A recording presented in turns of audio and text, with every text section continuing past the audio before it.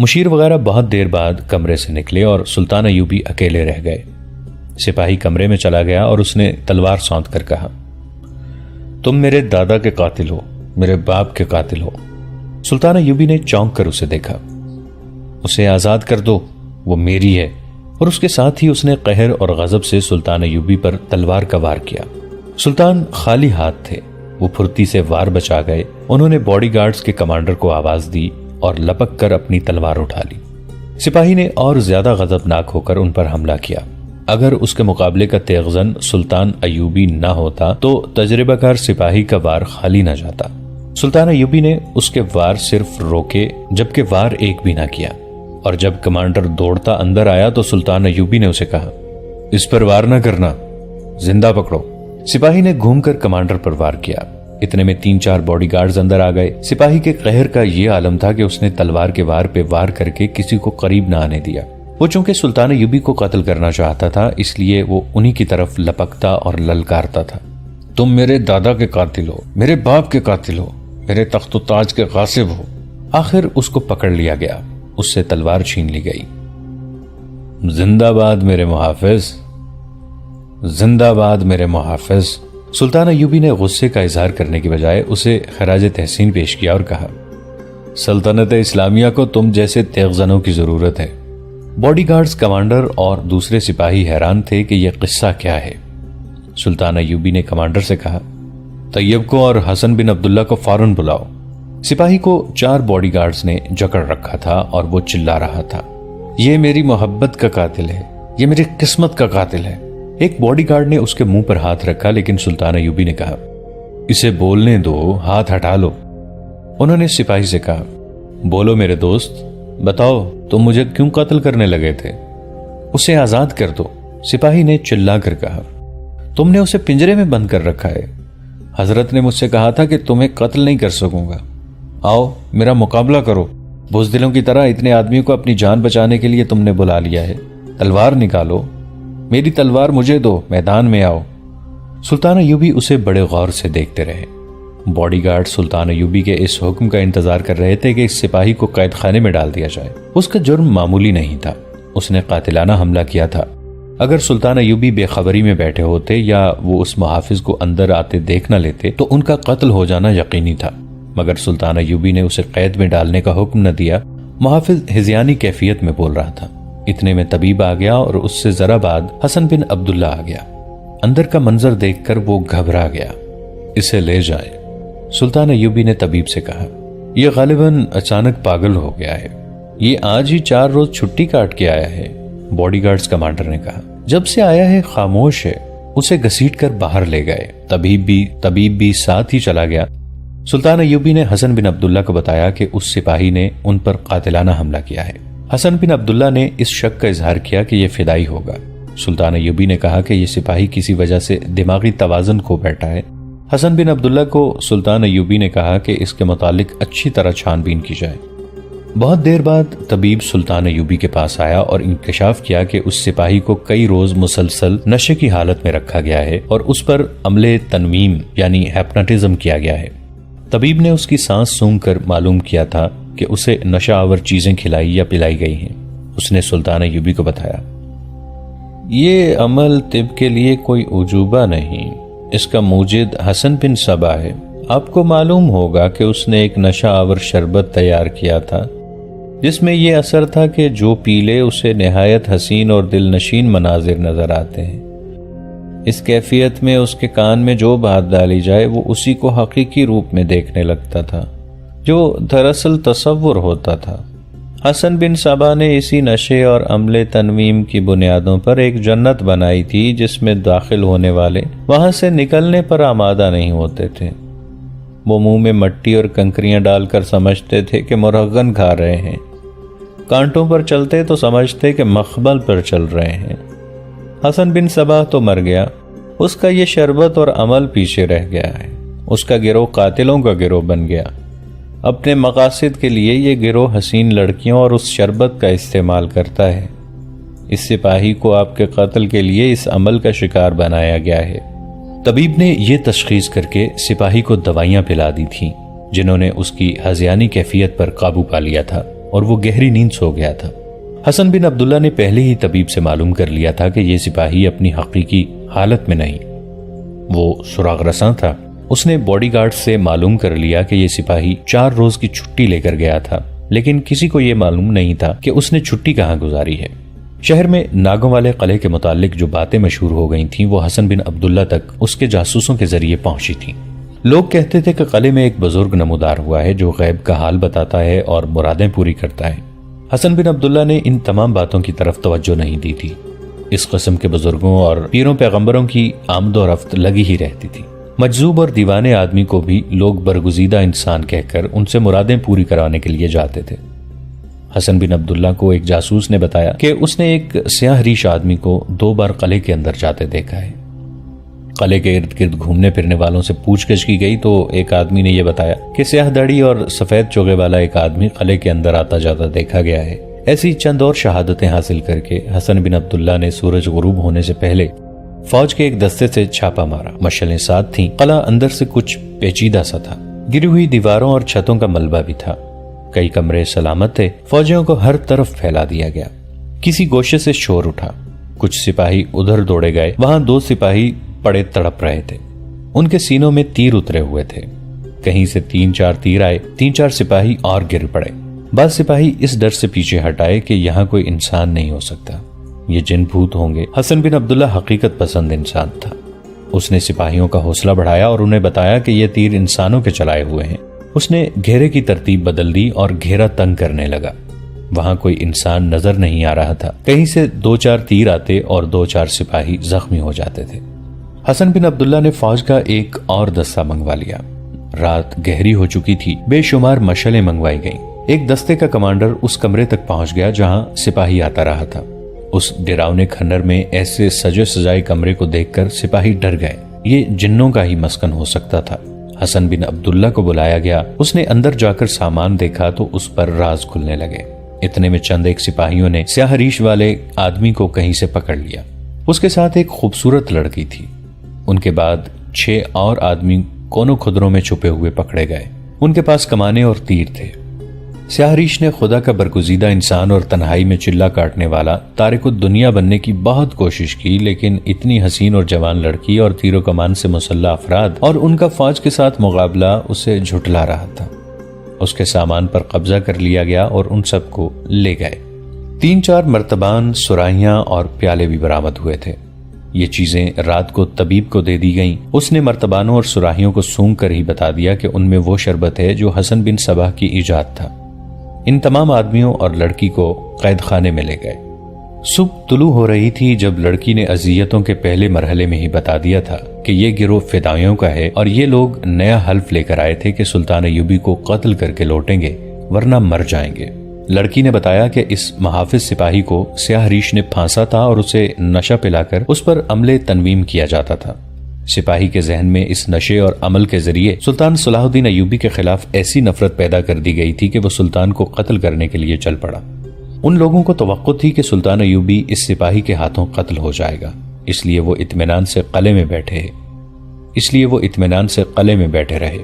سیاہ ریش جاسوسی کے لیے گیا تھا لیکن اسے کچھ پتہ نہیں چل سکا، نہ اسے وہ سپاہی کہیں نظر آیا۔ شام کے وقت اچانک فوج آ گئی۔ سیاہ ریش بڑا سخت جان نکلا۔ اس نے صاف کہہ دیا کہ اس لڑکی کے ساتھ اس کا کوئی تعلق نہیں۔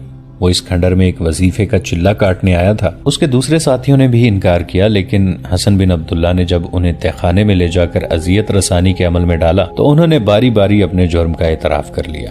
سیاہ ریش کو جب ان کے سامنے کھڑا کیا گیا تو اس کے لیے انکار کی کوئی صورت نہ رہی۔ اس نے جب اپنے ساتھیوں کی حالت دیکھی تو اس پر لرزہ طاری ہو گیا۔ اسے کہا گیا کہ وہ تمام تر واقعات پوری تفصیل سے سنا دے تو اسے باعزت طریقے سے رکھا جائے گا، ورنہ اسے مسلسل اذیتوں میں ڈال کر مرنے بھی نہیں دیا جائے گا اور زندہ رہنے کے قابل بھی نہیں رہنے دیا جائے گا۔ اس نے تہخانے میں اذیت رسانی کا سامان اور طریقے دیکھے تو وہ سب کچھ بتانے پر رضامند ہو گیا۔ اس کے بیان کے مطابق وہ فدائی قاتلوں کے گروہ کا آدمی تھا۔ فدائیوں کے سرغنہ شیخ سنان کا وہ خصوصی تجربہ کار قاتل تھا، لیکن وہ اپنے ہاتھوں قتل نہیں کرتا تھا۔ اس کا طریقہ کار اسی قسم کا تھا جو اس نے واردات میں استعمال کیا تھا۔ یہ حسن بن صباح کی ایجاد تھی۔ اگر اس فرقے کے متعلق کتابیں پڑھی جائیں تو ان میں اس طریقے کی تفصیلات واضح ہو جاتی ہیں۔ تمام مصنفین نے رائے دی ہے کہ حسن بن صباح کو خدا نے غیر معمولی عقل عطا کی تھی جو اس نے شیطانی کاموں میں استعمال کی۔ اس سپاہی کو جس طرح سلطان ایوبی کے قتل کے لیے استعمال کیا گیا وہ اس فرقے کا ایک عام طریقہ قتل تھا۔ اس سپاہی کی مثال سے اس انوکھے طریقہ قتل کی وضاحت ہو جاتی ہے۔ اگر انسانی نفسیات کا مطالعہ کیا جائے تو کسی کو یوں اپنا آلہ کار بنانا حیران کن نہیں لگتا۔ اس سپاہی کے لاشعور پر قبضہ کر کے اس میں سلطان ایوبی کے خلاف نفرت ڈالی گئی، پھر اسے جذبہ انتقام میں بدلا گیا۔ سیاہ داڑھی والے نے بتایا کہ چونکہ سلطان ایوبی پر پہلے 4 قاتلانہ حملے ناکام ہو چکے تھے، اس لیے اس شخص کو بھیجا گیا کہ وہ اپنا خصوصی طریقہ استعمال کرے۔ سلطان ایوبی پر پہلے 4 حملے براہ راست کیے گئے تھے۔ یہ دیکھ لیا گیا تھا کہ سلطان ایوبی کو سیدھے طریقے سے قتل نہیں کیا جا سکتا۔ سیاہ ریش، جس کا نام وقائع نگاروں کے ہاں محفوظ نہیں، اپنے گروہ کے 6 تجربہ کار آدمی اور ایک لڑکی کو دمشق لے گیا۔ اس نے ناگوں والے ویران قلعے کو اپنا مسکن بنایا۔ اس میں یہ گروہ رات کے اندھیرے میں داخل ہوا۔ انہوں نے اپنا سامان بھی رات کو وہاں پہنچا دیا۔ اس کے گروہ کے آدمیوں نے شہر میں یہ افواہ پھیلائی کہ قلعے میں ایک درویش نمودار ہوا ہے جس کے ہاتھ میں غیبی طاقت ہے، وہ مستقبل کی باتیں بتاتا ہے۔ ان افواہوں کا مقصد یہ تھا کہ لوگ قلعے میں آئیں اور سیاہ ریش کو غیب سے نمودار ہونے والا درویش یا پیغمبر تسلیم کر لیں۔ اپنی یہ حیثیت منوا کر وہ کسی ایک یا ایک سے زیادہ آدمیوں کو قبضے میں لے کر سلطان ایوبی کے قتل کے لیے استعمال کرنا چاہتا تھا، مگر خلاف توقع لوگ قلعے میں نہ آئے، جس کی وجہ یہ تھی کہ قلعے کے متعلق بڑی ہی ڈراؤنی روایات مشہور تھیں۔ ان میں یہ روایت سب سے زیادہ خطرناک تھی کہ دونوں ناگوں کی عمر 1000 سال ہو چکی ہے اور اب انسانوں کے روپ میں ظاہر ہوتے ہیں، اور کوئی ان کے قریب جائے تو اسے نگل لیتے ہیں۔ گروہ کا سرغنہ منجا ہوا قاتل تھا۔ اس کے دماغ میں یہ اسکیم آئی کہ سلطان ایوبی کے دستے کے کسی سپاہی کو استعمال کیا جائے۔ چنانچہ وہ کئی روز یہ دیکھتا رہا کہ محافظ دستے کے سپاہی کہاں رہتے ہیں اور ان کی ڈیوٹی کس طرح لگتی ہے۔ وہ سلطان ایوبی کے دفتر تک اور گھر تک تو نہ پہنچ سکا کیونکہ ان دونوں جگہوں کے قریب کوئی شہری یا فوجی نہیں جا سکتا تھا۔ یہ ممنوع علاقہ تھا، تاہم اس استاد نے اس محافظ سپاہی کو دیکھ لیا اور کسی طرح یہ بھی معلوم کر لیا کہ وہ سلطان ایوبی کے دفتر کے محافظوں میں سے ہے، یعنی یہ آسانی سے سلطان ایوبی تک پہنچ سکتا تھا۔ اس نے اس سپاہی پر نظر رکھی۔ اس وقت سیاہ ریش کا حلیہ کچھ اور تھا۔ ایک روز یہ سپاہی اسے باہر جاتا نظر آ گیا۔ سیاہ ریش نے اسے راستے میں روک لیا اور اس کے ساتھ ایسی باتیں کی جنہیں کوئی انسان خواہ وہ کتنی ہی مضبوط شخصیت کا ہو نظر انداز نہیں کر سکتا۔ ان باتوں کے لیے جو لب و لہجہ اختیار کیا گیا اور جو اداکاری کی گئی وہ انسانی فطرت پر طلسماتی اثر کرتی ہے۔ یہ سپاہی معمولی سے ذہن کا پسماندہ آدمی تھا، جال میں آ گیا اور رات کو قلعے میں پہنچ گیا۔ قلعے کے ایک کمرے میں جو اہتمام کیا گیا تھا وہ پتھروں کو موم کرنے کے لیے کافی تھا۔ ایک تو کمرے کی سجاوٹ تھی اور بیش قیمت قالین، دوسرے یہ لڑکی تھی جس کے حسن میں اور جسمانی ساخت میں جادو تھا۔ اس کا لباس ایسا تھا جس میں وہ نیم اریاں تھی اور اس کے کھلے ہوئے ریشمی بالوں کا تاثر نشہ طاری کرتا تھا۔ سیاہ ریش کے کہنے کے مطابق یہ لڑکی اس کا لباس اور انداز زاہدوں اور پرہیزگاروں میں بھی حیوانی جذبہ بیدار کر دیتا تھا۔ تیسری اور اصل چیز وہ شربت تھا جو وہ لوگ اپنے شکار کو پلاتے تھے۔ شیشے کا گولا فریب نظر پیدا کرنے کے لیے تھا۔ اس سپاہی کے ذہن میں یہ ڈالا گیا کہ وہ شاہی خاندان کا فرد ہے اور اس کا خاندان تخت سلیمان کا وارث ہے۔ تخت سلیمان کا وجود تھا یا نہیں، دلچسپ کہانیوں میں اس کا بہت ذکر آتا ہے اور ایسے انداز سے آتا ہے کہ یہ ایک حسین اور پراسرار تصور کی طرح لوگوں کے ذہنوں پر سوار ہو جاتا ہے۔ یہ سپاہی جب اس کمرے میں داخل ہوا تو کمرے کی زیبائش اور قیمتی سامان نے اسے متاثر کیا۔ سیاہ ریش مراقبے کی حالت میں تھا، اس کا بھی اثر تھا۔ اس نے جب اتنی حسین لڑکی دیکھی تو مروب ہو گیا۔ لڑکی نے جو اسے شربت پلایا اس میں نشہ تھا۔ اس نشے کا اثر یہ تھا کہ انسان حقیقی دنیا سے لا تعلق ہو کر حسین تصورات کی دنیا میں چلا جاتا ہے۔ اس کیفیت میں اس پر عمل تنویم کیا جاتا ہے، یعنی اسے ہیپناٹائز کر لیا جاتا اور اس کے ذہن میں اپنے مطلب کے تصورات ڈالے جاتے تھے۔ اس کے ہاتھ میں شیشے کا جو گولا دیا جاتا تھا اس میں سے قندیل کی لو کے کئی رنگ نظر آتے تھے، جو کوئی عجوبہ نہیں تھا۔ شیشے کی ساخت ایسی تھی کہ اس میں سے گزرتی روشنی اپنے 7 رنگوں میں نظر آتی تھی۔ ان رنگوں کا ذہن پر اثر ہوتا تھا۔ اس کے ساتھ ایک انتہائی حسین لڑکی سپاہی کے ساتھ لگ کر بیٹھ جاتی اور باتوں میں یہ ظاہر کرتی تھی کہ وہ اسے دل و جان سے چاہتی ہے۔ سیاہ ریش سریلی اور پراسرار آواز میں بولنے لگتا تھا۔ اس کے الفاظ سپاہی کے کان میں پڑتے اور اس کے ذہن میں مطلوبہ تصور آراستہ کرتے تھے۔ سیاہ ریش بھانپ لیا کرتا تھا کہ سپاہی اپنے آپ میں نہیں رہا۔ اس وقت وہ اس کے ہاتھ سے شیشے کا گولا لے کر اس کی آنکھوں میں آنکھیں ڈال دیتا اور اسے ہپناٹائز کر لیتا تھا۔ سپاہی جسے اپنی آواز سمجھتا تھا وہ سیاہ ریش کی آواز ہوتی تھی، سپاہی جسے اپنی آواز سمجھتا تھا وہ سیاہ ریش کی آواز ہوا کرتی تھی۔ پھر وہ اس مرحلے میں داخل ہو جاتا تھا جہاں وہ اپنے تصور کو حقیقی سمجھ کر اس کا حصہ بن جاتا تھا۔ کمزور شخصیت کے سپاہی نے یہ اثرات قبول کر لیے۔ سیاہ ریش اسے حقیقی دنیا میں واپس لے آیا۔ اس مقصد کے لیے اسے کچھ سنگھایا جاتا تھا۔ سیاہ ریش دوسرے کمرے میں چلا جاتا اور لڑکی سپاہی کے ساتھ اکیلی رہ جاتی تھی۔ وہ سپاہی کے اعصاب اور دماغ پر غالب آ جاتی۔ اس مقصد کے لیے وہ ایسی حرکات اور ایسی باتیں کرتی تھی جس کے اثر سے کم از کم یہ سپاہی بچ نہیں سکتا تھا۔ سپاہی کو صرف تخت سلیمان دکھا کر رخصت کر دیا گیا اور اس کے ذہن میں یہ ڈال دیا گیا کہ راز ابھی باقی ہے۔ سپاہی کے دل میں تجسس پیدا ہو گیا۔ دوسری بار اس پر یہی عمل کیا گیا اور اسے کچھ اور دکھایا گیا۔ انہوں نے یہ دیکھ لیا تھا کہ سپاہی پوری طرح ان کے جال میں آ گیا اور وہ اس کے ذہن پر قبضہ کرنے میں کامیاب ہو گئے تھے۔ وہ اب ان کی منت سماجت کرتا تھا کہ اسے سارا راز بتایا جائے۔ اسے کہا گیا کہ وہ کئی روز ان کے پاس رہے۔ اس نے چھٹی لے لی اور وہ یہی چاہتے تھے۔ ان 4 دنوں اور 4 راتوں کے عرصے میں مسلسل نشے اور ہپنوٹزم کے زیر اثر رکھا گیا اور اس کے ذہن لاشعور میں صلاح الدین ایوبی کا تصور پیدا کر کے یہ بات ڈال دی گئی کہ سلطان ایوبی سپاہی کے دادا اور باپ کا قاتل ہے اور اس کے تخت پر بھی اس نے قبضہ کر رکھا ہے۔ سپاہی کو ایک حسین لڑکی کا تصور دکھایا گیا۔ پھر یہ دکھایا گیا کہ سلطان ایوبی نے اس لڑکی کو پنجرے میں بند کر دیا ہے۔ 4 روز بعد اسے اسی حالت میں قلعے سے نکال دیا گیا۔ وہ اپنی ڈیوٹی پر حاضر ہو گیا۔ اسے جو ہی موقع ملا اس نے سلطان ایوبی پر حملہ کر دیا۔ سپاہی بے ہوش پڑا تھا۔ طبیب نے اس کے ذہن سے نشہ آور شربت کا اثر زائل کرنے کے لیے دوائی دی تھی۔ وہ حقیقت اور تصورات کے درمیان بھٹک رہا تھا۔ معلوم نہیں اس کے اعصاب پر کیسے کیسے اثرات تھے کہ اثرات اترتے ہی اعصاب جواب دے گئے۔ طبیب نے اسے ہوش میں لانے کے کچھ طریقے اختیار کیے اور 2 روز بعد سپاہی نے آنکھ کھولی۔ وہ اس طرح اٹھا جیسے گہری نیند سو گیا تھا اور خواب دیکھتا رہا تھا۔ اپنے ارد گرد کھڑے آدمیوں کو حیرت سے دیکھنے لگا۔ طبیب نے اس سے پوچھا کہ وہ کہاں تھا۔ اس نے کہا کہ وہ سویا ہوا تھا۔ بہت دیر بعد وہ اپنے آپ میں آیا تو وہ زیادہ کچھ نہ بتا سکا۔ اس نے بتایا کہ سیاہ داڑھی اور چوغے والا ایک آدمی اسے قلعے میں لے گیا تھا۔ وہاں کی اس نے کچھ اور بھی باتیں بتائیں، لیکن اسے بالکل یاد نہیں تھا کہ اس نے تخت سلیمانی وغیرہ دیکھا ہے۔ اسے یہ بھی یاد نہیں تھا کہ اس نے سلطان ایوبی پر تلوار سے حملہ کیا تھا۔ یہ یقین کرنے کے لیے کہ سپاہی دھوکہ نہیں دے رہا، اسے سلطان ایوبی کے سامنے لے جایا گیا۔ اس نے فوجیوں کی طرح سلطان کو سلام کیا۔ سلطان ایوبی نے اس کے ساتھ شفقت اور پیار سے بات کی، مگر وہ حیران تھا کہ ان لوگوں کو کیا ہو گیا ہے اور یہ کیا کر رہے ہیں۔ آخر اسے بتایا گیا کہ اس نے کیا کیا ہے تو وہ چلا اٹھا، یہ جھوٹ ہے، میں اپنے سلطان پر حملہ نہیں کر سکتا۔ سلطان ایوبی نے یہ کہا کہ یہ بے گناہ ہے، اسے یاد نہ ہی کرایا جائے کہ اس نے کیا کیا ہے۔ قتل کا یہ طریقہ سلطان صلاح الدین ایوبی کے فوجی حاکموں وغیرہ کے لیے بڑا ہی عجیب تھا کہ سلطان ایوبی پر جان قربان کرنے والے ایک محافظ کے ذہن کو اپنے قبضے میں لے کر سلطان ایوبی پر ہی قاتلانہ حملہ کرایا۔ اللہ نے کرم کیا کہ سلطان ایوبی بال بال بچ گئے۔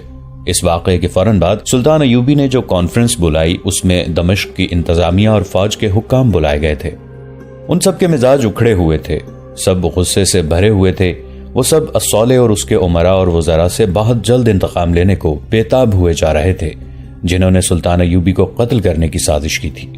وہ سمجھتے تھے کہ سلطان نے انہیں قاتلانہ حملے پر غور و خوض کرنے کے لیے بلایا ہے، لیکن سلطان آئے تو انہوں نے اس واقعے کا ذکر ہی نہ کیا، جیسے اس کی کوئی اہمیت ہی نہیں تھی۔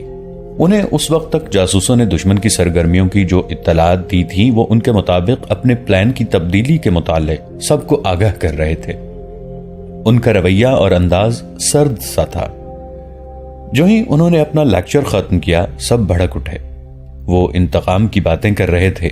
سلطان ایوبی نے بے نیازی سے مسکرا کر وہی بات کہی جو وہ پہلے بھی کئی بار کر چکے تھے، اشتعال، غصے اور جذباتیت سے بچو۔ دشمن آپ کو مشتعل کر کے ایسی کارروائی پر مجبور کرنا چاہتا ہے جس میں عقل کی بجائے جذبات اور غصہ ہو۔ میرا تمام تر منصوبہ ایک قسم کی انتقامی کارروائی ہے، لیکن انتقام اپنی ذات کا نہیں، اپنے مذہب کا۔ میری جان اور میری ذات اور تم میں سے ہر کسی کی جان اور ذات کی اس سے بڑھ کر کوئی اہمیت نہیں کہ تم اسلام اور سلطنت اسلامیہ کے پاسبان ہو۔ تم سب کو جانیں قربان کرنی ہے، خواہ میدان جنگ میں مارے جاؤ، خواہ دھوکے میں دشمن کے ہاتھوں قتل ہو جاؤ۔ حکمران اور مجاہد میں یہی فرق ہے۔ حکمران اپنی موت کی اور اپنی ذات کی حفاظت کرتا ہے، اور مجاہد اپنے ملک و ملت پر قربان ہوتا ہے۔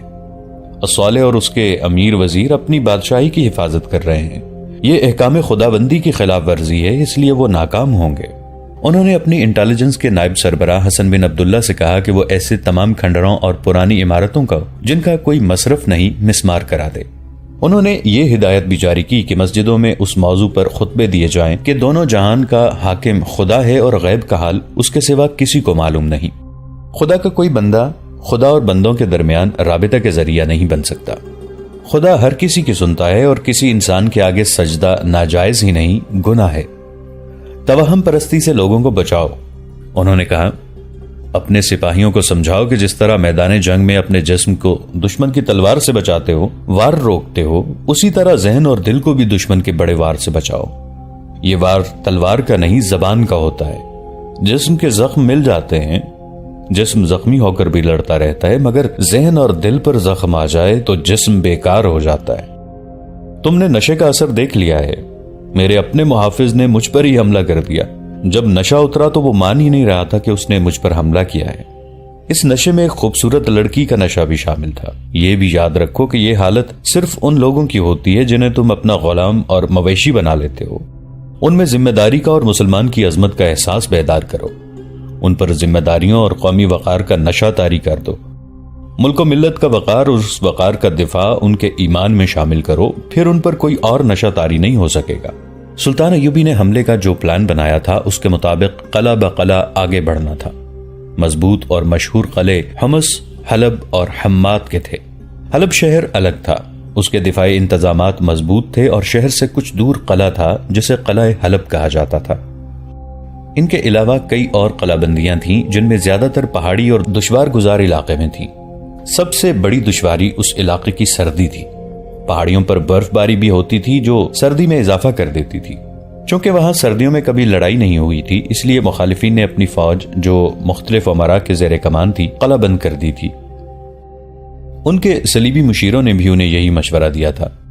ادھر سلطان ایوبی نے سردیوں میں ہی لڑنے کا تہیہ کر لیا تھا۔ انہیں جاسوس مسلسل خبریں دے رہے تھے۔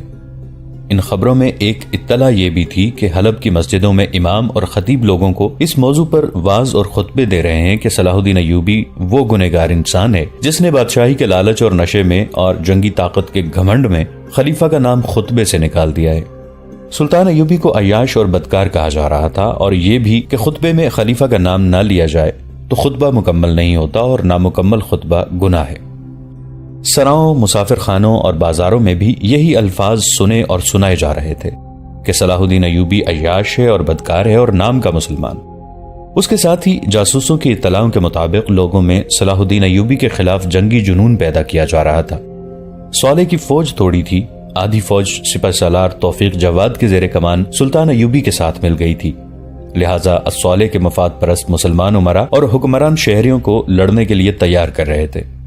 ان منصوبوں میں صلیبیوں نے اس طرح جان ڈال دی تھی کہ جن علاقوں پر ان کا قبضہ تھا وہاں ان کے صلیبی باشندوں کی خاصی تعداد کو حلب، موصل اور دیگر قصبوں اور دیہات میں ان ہدایات کے ساتھ آباد کر دیا تھا کہ وہ وہاں کے مسلمانوں کو صلاح الدین ایوبی کے خلاف بھڑکاتے اور اکساتے رہیں۔ جاسوسوں نے بتایا تھا کہ حلب میں شہریوں نے جنگی تربیت کا انتظام کر لیا ہے، ہر کوئی ہتھیاروں کی زبان میں بات کر رہا تھا۔ جنگی جنون کے ساتھ لوگوں پر اضطراری اور ہیجانی کیفیت بھی طاری ہوئی جا رہی تھی۔ البتہ پرانی عمر کے مسلمان بہت ہی پریشان تھے اور کہتے تھے کہ یہ قیامت کی نشانی ہے کہ مسلمان سے ٹکرائے گا، مگر ان کی آواز صلاح الدین ایوبی کے خلاف نعروں اور بہتان تراشی کے شور و غوغا میں دبتی جا رہی تھی۔ یہ آواز صلیبیوں کے عزائم کے خلاف تھی، اس لیے انہوں نے اسے دبانے کا خاص اہتمام کیا تھا۔ یہ سارا منصوبہ دراصل تھا ہی صلیبیوں کا۔ کئی ایک مسجدوں سے پرانے اماموں اور خطیبوں کو نکال دیا گیا تھا کیونکہ وہ ممبر پر کھڑے ہو کر مسلمانوں کو مسلمانوں کے خلاف بھڑکانے کا گناہ نہیں کرنا چاہتے تھے۔ جیسا کہ ہم پہلے بھی بتا چکے ہیں کہ الصالح نے ٹریپولی کے صلیبی حکمران ریمانڈ کو زر و جواہرات اور بے انداز خزانہ اس کام کی اجرت کے لیے بھیج دیا تھا کہ صلاح الدین ایوبی کے ساتھ جنگ کی صورت میں وہ اس کو جنگی مدد دے گا۔ ریمانڈ نے یہ اجرت وصول کر کے اپنے چند ایک فوجی کمانڈر مشیروں کی حیثیت سے حلب بھیج دیے تھے۔ ان میں انٹیلیجنس کا ایک ماہر بھی تھا جو تخریب کاری میں بھی مہارت رکھتا تھا۔ ان مشیروں نے آتے ہی حلب میں مسلمان فوج کی مشترکہ ہائی کمانڈ بنا دی تھی۔ فوجیں مختلف قلعوں میں تھیں۔ ان فوجوں کے کمانڈروں میں سیف الدین والی موصل، ایک قلعہ دار گمگشتگین جسے گورنر کا درجہ حاصل تھا، سلطان ملک صالح اور عز الدین قابل ذکر ہیں۔ ریمانڈ نے انہیں یقین دلایا تھا کہ جنگ کی صورت میں وہ مصر سے صلاح الدین ایوبی کی کمک اور رسد کو روکے رکھے گا، اور وہ جہاں کہیں محاصرہ کرے گا صلیبی فوج باہر سے حملہ کر کے محاصرہ توڑ دے گی۔ دمشق میں سلطان ایوبی دوسرے تیسرے دن تمام کمانڈروں کی کانفرنس بلاتے تھے۔ فوجوں کی ٹریننگ خود بھی دیکھتے اور کمانڈروں سے رپورٹیں بھی لیتے تھے۔ راتوں کو کپڑوں کے بغیر ٹریننگ دے کر انہوں نے اپنی فوج کو سردیوں میں لڑنے کے لیے تیار کر لیا تھا۔ قریب چٹانیں تھیں، انہوں نے صحرا میں بھاگنے دوڑنے والے گھوڑوں کو چٹانوں پر چڑھنے اور اترنے کا عادی بنا دیا تھا۔ ادھر حلب میں بھی 2-3 کانفرنسیں ہو چکی تھی۔ وہاں کے کمانڈروں کو یہ اطلاع مل چکی تھی کہ سلطان ایوبی کی فوج رات کو جنگی مشقیں کرتی ہے، لیکن انہوں نے اسے کوئی اہمیت نہیں دی تھی۔ وہ کہتے تھے کہ ایوبی کا دماغ خراب ہو گیا ہے، ہمارے سامنے آئے گا تو اس کے ہوش ٹکانے آ جائیں گے۔ ان کمانڈروں میں سے کوئی ایک بھی انٹیلیجنس کی سوجھ بوجھ نہیں رکھتا تھا۔ یہ اہتمام بھی صلیبیوں نے کیا تھا کہ دمشق میں جاسوس بھیجے تھے اور شیخ سنان نے فدائی قاتل اور تخریب کار بھیجے تھے۔ مگر ریمانڈ نے اپنا ایک ماہر بھیج دیا تو اس نے اس اطلاع پر توجہ دی کہ سلطان ایوبی راتوں کو کیوں جنگی مشقیں کرا رہا ہے۔ اس نے حلب کے کمانڈروں کی کانفرنس میں ابھی یہ مسئلہ پیش نہیں کیا تھا، وہ بھی اس کی وجہ معلوم نہیں کر سکا تھا۔ سلطان ایوبی نے تو حلب اور موصل وغیرہ میں جاسوسوں کا جال بچھا دیا تھا۔ ان کی زمین دوز مرکزی کمانڈ حلب میں تھی اور کمانڈر ایک عالم فاضل کے بہروپ میں تھا جو تمام جاسوسوں سے خبریں لیتا اور دمشق بھیجنے کا انتظام کرتا تھا۔ وہ اپنے جاسوس کی حفاظت کا اور انہیں خطرے کے وقت روپوش کرنے کا بندوبست بھی کرتا تھا۔ صلاح الدین ایوبی کو برا بھلا کہنے میں وہ پیش تھا۔ جہاں لوگ اس کا احترام کرتے تھے وہاں امیر، وزیر اور اونچی حیثیت کے شہری بھی اسے عزت کی نگاہ سے دیکھتے تھے۔ اس کے جاسوسوں کا گروہ ہر ضروری جگہ موجود تھا۔ الملک صالح کے محل کے باڈی گارڈز میں بھی جاسوس موجود تھے۔ 2 جاسوس خصوصی پہرہ داروں کی حیثیت سے خلیفہ کی مرکزی کمانڈ کی اس عمارت تک بھی پہنچ گئے تھے جہاں ان کی جنگی کانفرنسیں منعقد ہوتی تھیں۔ صلیبی جاسوسوں کے کمانڈر نے آتے ہی ایک تو اس پر توجہ دی کہ دمشق میں جاسوسی کے نظام کو مضبوط اور کارگر بنایا جائے اور حلب میں سلطان ایوبی کے جو جاسوس ہیں ان کا سراغ لگایا جائے۔ سلطان ایوبی کے ان 2 جاسوسوں میں جو حلب کی ہائی کمانڈ کے پہرہ داروں میں شامل ہو گئے تھے، ایک خلت نام کا جاسوس تھا۔ ایک عمارت کے کئی چھوٹے کمرے تھے اور اس میں ایک ہال تھا جو ضیافتوں، ناچ گانے اور دربار منعقد کرنے کے کام آتا تھا۔ خوب سجا ہوا تھا۔ جب سے حلب کے امیروں وزیروں نے صلیبیوں کے ساتھ دوستانہ گانٹھا تھا، اس ہال کو اور زیادہ سجایا گیا۔ ناچ گانے کا خصوصی اہتمام کیا گیا۔ ناچنے والیاں جو رکھی گئی تھیں وہ چنی ہوئی خوبصورت، جوان اور فن کی ماہر تھیں۔ ان رقاصاؤں میں صلیبیوں نے اپنی لڑکیوں کا اضافہ کر دیا تھا۔ یہ پیشہ ور لڑکیاں تھیں جو الصالح کے امیروں وزیروں کو انگلیوں پر نچاتی رہتی تھیں۔ ان کا کام یہ تھا کہ اس کے خصوصی درباریوں، امراء اور فوج کے اعلیٰ کمانڈروں پر نظر رکھیں اور بھانپتی رہیں کہ ان میں کوئی سلطان ایوبی کا وفادار تو نہیں۔ اس کے علاوہ یہ لڑکیاں ان اعلیٰ حکام وغیرہ کے دلوں میں صلیبیوں کی محبت اور صلیب کی وفاداری پیدا کرنے کی کوشش کرتی تھی۔ کبھی کبھی اس ہال میں ضیافت ہوتی تھی جس میں شراب کے مٹکے خالی ہوتے، رقص ہوتا اور جب شراب اپنا رنگ دکھاتی تو بدکاری انتہا کو پہنچ جاتی تھی۔ اس بڑے کمرے میں جنگی کانفرنسیں بھی ہوتی تھیں۔ اس کے بڑے دروازے پر باڈی گارڈز کے 2 پہرے دار کمر سے تلواریں اور ہاتھوں میں برچیاں لیے مستعد کھڑے رہتے تھے۔ 3-4 گھنٹوں بعد پہرے دار بدلتے تھے۔ خلت سلطان ایوبی کا جاسوس تھا، اس کے ساتھ ایک پہرے دار بھی جاسوس تھا۔ ان دونوں کا پہرا اکٹھا لگا کرتا تھا۔ انہوں نے یہاں سے بہت سی معلومات حاصل کی اور دمشق بھیجی تھی۔ ایک شام ایک نئی رقاصہ آئی۔ اس شام ہال میں ضیافت تھی، مہمان بھی آ رہے تھے، ناچنے گانے والیاں اور دوسری لڑکیاں بھی آ رہی تھیں۔ خلت اور اس کے ساتھی ان سب کو جانتے پہچانتے تھے۔ دور دور کے قلعہ دار بھی آئے ہوئے تھے۔ مہمانوں میں ایک آدمی نیا تھا، یہ ریمانڈ کا بھیجا ہوا جاسوس کمانڈر تھا۔ خلت نے معلوم کر لیا کہ یہ کون ہے۔ اسے اب اس کی سرگرمیاں دیکھنی تھی۔ اس کے علاوہ اس نے ایک اور نیا چہرہ دیکھا۔ یہ ایک لڑکی تھی جسے 2-4 دنوں سے دیکھ رہا تھا۔ یہ لڑکی نئی آئی تھی۔ خلت اپنے ساتھی کے ساتھ ڈیوٹی ختم کر کے جا رہا تھا کہ یہ لڑکی سامنے آ گئی۔ وہ ٹھٹک گیا۔ یہ چہرہ اس سے جانا پہچانا لگا، مگر وہ سمجھا کہ چہروں میں مشابہت بھی ہوتی ہے۔ اس نے توجہ ہٹائی لیکن اس لڑکی نے اسے کچھ زیادہ ہی غور سے دیکھا اور اسے دیکھتی آگے نکل گئی۔ خلت نے گھوم کر دیکھا تو لڑکی رک کر اسے دیکھ رہی تھی۔ دوسرے دن بھی ایسے ہی ہوا۔ خلت نے یہ معلوم کر لیا تھا کہ یہ رقاصہ ہے، وہ کوئی شہزادی معلوم ہوتی تھی۔ خلت سپاہی تھا، اس کا ایسی لڑکی کے ساتھ کوئی تعلق ہو ہی نہیں سکتا تھا۔ یہ شہزادی قسم کی رقاصہ تو امیروں کی ملکیت تھی۔ البتہ خلت کو ایک اور لڑکی یاد آ گئی جس کی شکل و صورت اس رقاصہ سے ملتی تھی۔ وہ 11-12 سال پہلے کی بات تھی جس کی یاد بھی خلت کے ذہن سے محو ہوتی جا رہی تھی۔ اس وقت خلت 17-18 سال کا نوجوان تھا۔ وہ دمشق سے تھوڑی ہی دور ایک گاؤں میں رہتا تھا اور اپنے باپ کے ساتھ کھیتی باڑی کیا کرتا تھا۔ وہ خوبرو بھی تھا اور اس کی طبیعت بہت شگفتہ تھی۔ ہنسی مذاق زیادہ کیا کرتا اور حاضر جواب بھی تھا، اس لیے گاؤں میں بچے سے بوڑھے تک سب اسے بہت چاہتے تھے۔ ہجرت کا سلسلہ تو چلتا ہی رہتا تھا۔ جن علاقوں پر صلیبی قابض تھے وہاں سے مسلمانوں کے کنبے صلیبیوں کے جور و ستم سے تنگ آ کر مسلمانوں کی حکمرانی کے علاقوں میں آتے رہتے تھے۔ مقامی لوگ ان کی مدد امداد کرتے اور انہیں آباد کر لیتے تھے۔ ایک ایسا ہی کنبہ کہیں سے ہجرت کر کے خلت کے گاؤں میں آ گیا۔ اس میں حمیرہ نام کی ایک بچی تھی جس کی عمر اس وقت 11-12 سال تھی۔ بہت خوبصورت بچی تھی۔ گاؤں والوں نے اس کنبے کو آباد کرایا اور کھیتی باڑی کے لیے زمین اور سامان بھی مہیا کر دیا۔ ہیرا کے بہن بھائی چھوٹے تھے، کام کرنے کے قابل صرف باپ تھا۔ خلت نے اس کا ہاتھ بٹانا شروع کر دیا۔ حمیرہ کو خلت کی باتیں بھی اچھی لگتی تھی اور خلت کو یہ بچی اچھی لگتی تھی۔ وہ خلت کے گھر آیا جایا کرتی تھی۔ گھر ہو یا کھیت، ہیرا اس سے کہانیاں ضرور سنتی تھی۔ خلت دلچسپ قصے گھڑ لیا کرتا تھا۔ 2-4 ماہ بعد ہیرا کے باپ نے کھیتی باڑی میں دلچسپی لینی چھوڑ دی۔ دمشق قریب تھا، وہ شہر میں چلا جاتا اور شام کو واپس آتا تھا۔ 1 سال گزرا تو اس نے کھیتی باڑی ختم کر دی۔ کسی کو معلوم نہیں تھا کہ اس نے کون سا ذریعہ معاش اختیار کر لیا ہے، البتہ اس کنبے کی حالت بہتر ہوتی جا رہی تھی۔ ہیرا خلت میں گھل مل گئی تھی۔ وہ کھیتوں میں کام کرنے جاتا تو ہیرا وہاں چلی جاتی، گھر میں ہوتا تو وہاں آ جاتی۔ اب وہ 13 سال کی ہو گئی تھی اور اچھا برا سمجھنے لگی تھی۔ ایک روز خلت نے اس سے پوچھا کہ اس کا باپ کیا کام کرتا ہے۔ ہیرا نے اسے بتایا کہ یہ تو اسے معلوم نہیں کہ وہ کیا کرتا ہے اور پیسے کہاں سے لاتا ہے۔ اسے صرف یہ بتایا کہ اس کا باپ اچھا آدمی نہیں، وہ شہر سے کوئی نشہ کر کے آتا ہے۔ حمیرہ نے ایک بات یہ بتائی، اس نے کہا کہ یہ شخص میرا باپ نہیں ہے، میرے ماں باپ مر گئے ہیں۔ میں 5-6 سال کی تھی، اس نے مجھے سنبھال لیا اور اپنے گھر لے آیا، پھر میں اسی کو اپنا باپ کہنے لگی۔ میرے ساتھ یہ اپنی بیٹیوں جیسا سلوک کرتا ہے مگر اچھا آدمی نہیں ہے۔ 1.5-2 سال گزر گئے۔ خلت میں حمیرہ کی بچپنے کی دلچسپی محبت میں بدل گئی۔ شباب نے حمیرہ کے چہرے پر بڑا ہی دلکش نکار پیدا کر دیا تھا اور قد بھی بڑھ کر جاذب نظر ہو گیا تھا۔ ایک روز خلت سے ملی، بہت پریشان تھی۔ اس نے خلت کو بتایا کہ اسے شک ہے کہ اس کا باپ اسے شادی کے بہانے کسی اجنبی کے حوالے کرنا چاہتا ہے۔ یہ شک اسے اس طرح ہوا تھا کہ اس کے باپ کے ساتھ ایک آدمی آیا تھا۔ باپ نے اس آدمی کی بہت تواضع کی تھی اور کچھ دیر بعد حمیرہ کو اپنے پاس بلایا تھا۔ اس اجنبی نے حمیرہ کو بڑی غور سے دیکھا تھا۔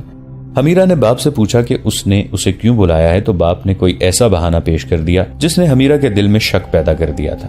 ہیرا نے خلت سے کہا کہ وہ اس کے سوا کسی اور کے پاس نہیں جانا چاہتی۔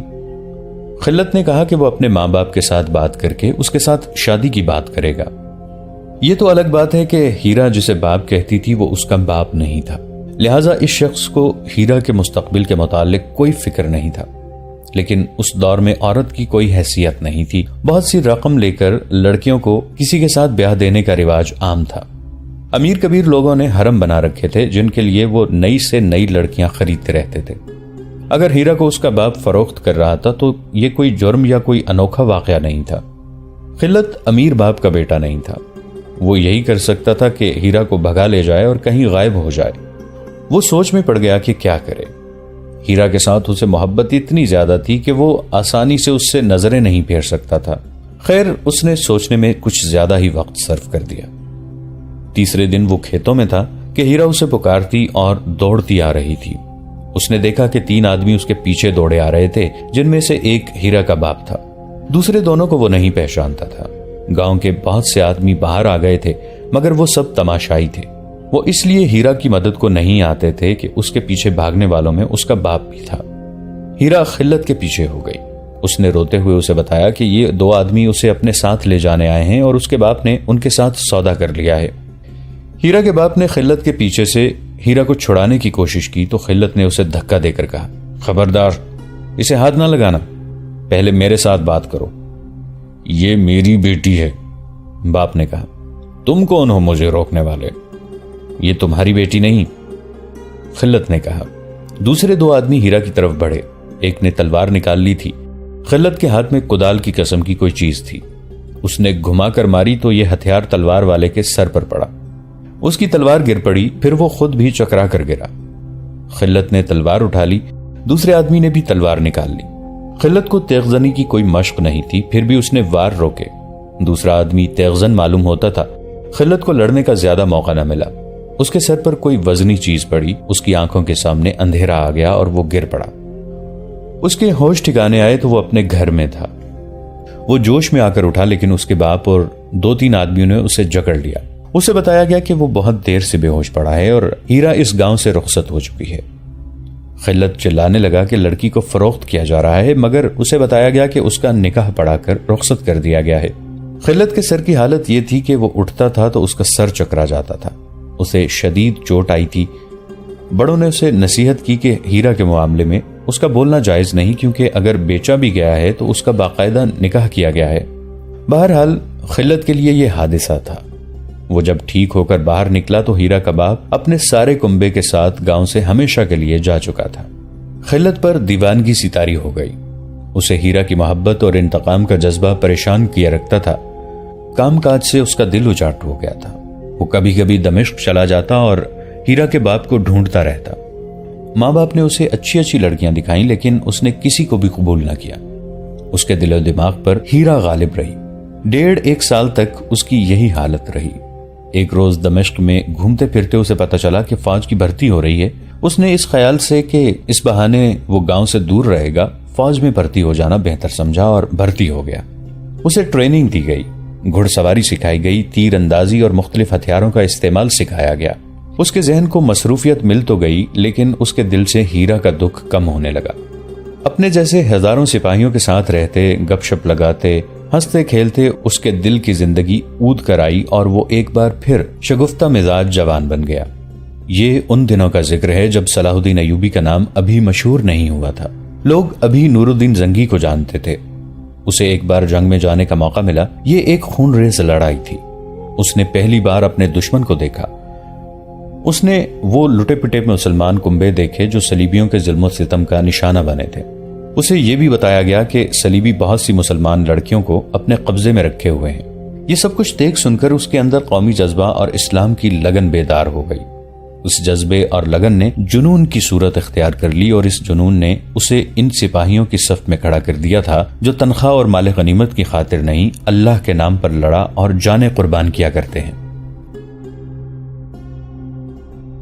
دوستو، آج کے لیے اتنا ہی۔ اسی کہانی کی اگلی قسط کے ساتھ بہت جلد حاضر ہوں گے۔ نیچے کامنٹ سیکشن میں اپنی رائے کا اظہار ضرور کیجیے گا۔ ہمارے اس چینل کو سبسکرائب کر کے نیچے موجود بیل آئیکن کو بھی ضرور کلک کیجیے گا۔ اگلی ملاقات تک کے لیے ہمارا اور آپ کا اللہ نگہبان۔